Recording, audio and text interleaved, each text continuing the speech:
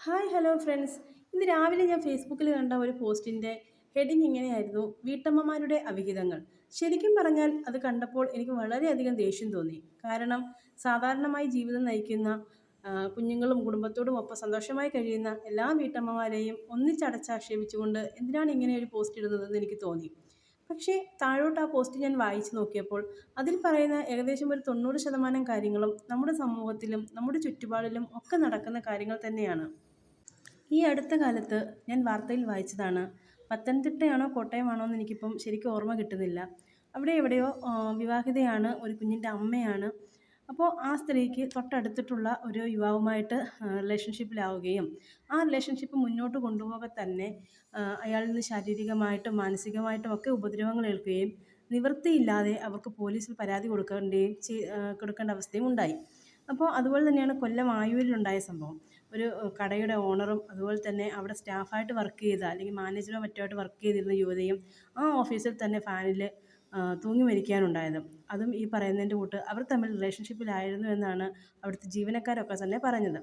പക്ഷേ ഈ രണ്ട് കാര്യത്തിലും ഇവർ രണ്ടുപേരും കുടുംബം നയിക്കുന്നവരായിരുന്നു.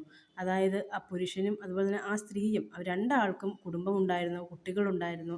അപ്പോൾ ഇതിനെയൊക്കെ അവഗണിച്ചുകൊണ്ടാണ് അവരുടെ റിലേഷൻഷിപ്പ് ഇത്തരത്തിൽ മുന്നോട്ട് പോവുകയും അവസാനം അവർക്ക് ഇങ്ങനത്തെ ഒരു അവസ്ഥ ഉണ്ടാവുകയും ചെയ്തത്.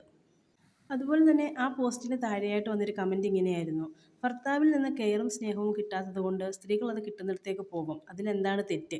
അപ്പോൾ ശരിക്കും പറഞ്ഞാൽ എനിക്ക് ആ കമൻറ്റ് കണ്ടപ്പോൾ എനിക്കൊരു അത്ഭുതം തോന്നി. കാരണം എനിക്കറിയില്ല ഇനി ഭർത്താവിൽ നിന്നൊരു സ്നേഹവും കെയറിങ്ങും ഒക്കെ കിട്ടാനുള്ള എളുപ്പ വഴിയാണോ മറ്റൊരു റിലേഷൻഷിപ്പിലേക്ക് പോവുക എന്നുള്ളത് എനിക്കറിയില്ല. അപ്പോൾ ആ കമൻറ്റ് കണ്ടപ്പോൾ എനിക്ക് ശരിക്കും പറഞ്ഞാൽ ഒരു അത്ഭുതം തോന്നി.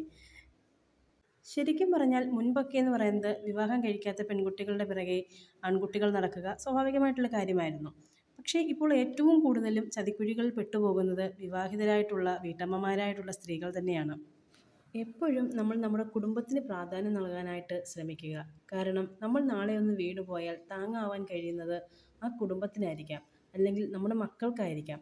അപ്പോൾ മക്കൾക്ക് നൽകേണ്ട സ്നേഹവും മക്കൾക്ക് നൽകേണ്ട സമയവും ഒക്കെ നമ്മൾ മറ്റു കാര്യത്തിലേക്ക് വിനിയോഗിക്കപ്പെട്ട് കഴിഞ്ഞാൽ നാളെ, ഇപ്പോൾ അവർ കുഞ്ഞായതുകൊണ്ട് ഒരു പക്ഷേ അറിയണമെന്നില്ല, അവർ വലുതാകെ വലുതാകെ നമ്മളുടെ അടുക്കൽ പല കാര്യങ്ങളും അവർക്ക് നമ്മൾ പറയാതെ തന്നെ മനസ്സിലാകുന്ന ഒരു കാലഘട്ടം എത്തുമ്പോൾ അവർ നമ്മളോട് ഇതൊക്കെ തിരിച്ചു ചോദിക്കുന്ന ഒരവസ്ഥയുണ്ടാകും.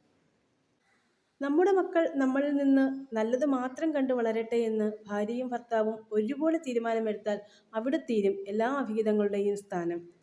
നമ്മുടെ മക്കൾ നമ്മളെക്കുറിച്ച് നല്ലത് മാത്രം കണ്ടും അറിഞ്ഞും വളരട്ടെ. അല്പസന്തോഷത്തിനും ആനന്ദത്തിനും വേണ്ടി ഒരുപക്ഷെ നമ്മൾ കൊടുക്കേണ്ടി വരുന്നത് ജീവിതം മാത്രമാവില്ല, ജീവനും കൂടിയാകും.